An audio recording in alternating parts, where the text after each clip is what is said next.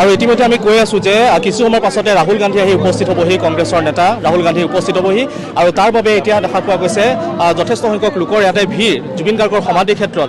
আৰু মোৰ লগত আছে কংগ্ৰেছৰ এগৰাকী কৰ্মী যিহেতু আছে মোৰ লগত, তেওঁৰ পৰা মই জানিম কিছু কথা। আজি ৰাহুল গান্ধী আহিব, আপোনালোকৰ প্ৰস্তুতি তৎপৰতাবোৰ কেনেকুৱা ধৰণৰ? চাওক, অসমৰ প্ৰাণৰ শিল্পী জুবিন গাৰ্গক প্ৰতি শ্ৰদ্ধাঞ্জলি জনাবৰ কাৰণে ৰাহুল গান্ধী ডাঙৰীয়া আহিছে।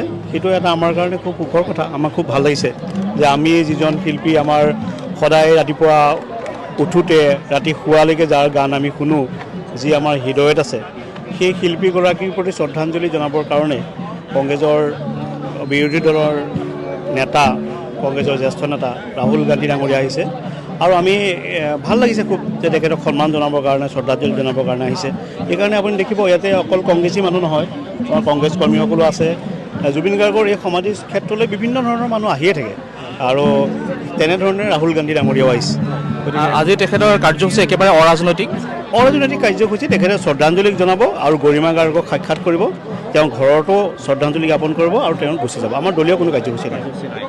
তেওঁ কিমানমান বজাত অহাৰ কথা আছে? তেওঁ যিহেতু 2 বজাত পাব বুলি আমি আশা কৰিছোঁ। 2 বজাত পাবহি। আপোনালোকৰ কংগ্ৰেছৰ ফালৰ পৰা কেইগৰাকী আহি তেখেতক কি বুলি কয় স্বাগতম জনাবলৈ বা তেখেতক আদৰিবলৈ? কাৰ্যসূচী নাই। লগতো আমাৰ সাংসদ গৌৰৱ গগৈ ডাঙৰীয়া আছে আৰু আমি যিসকল কংগ্ৰেছী লোকে জুবিন গাৰ্গক ভাল পাওঁ, তেওঁ সমাধি ক্ষেত্ৰলৈ আমি আহিয়ে থাকোঁ। ৰাহুল গান্ধী ডাঙৰীয়াক আমি আমাৰ নেতা, তেখেত আহিছে, গতিকে আমাৰ খুব ভাল লাগিছে। আমি স্বতঃস্ফূৰ্তভাৱে আহিছোঁ।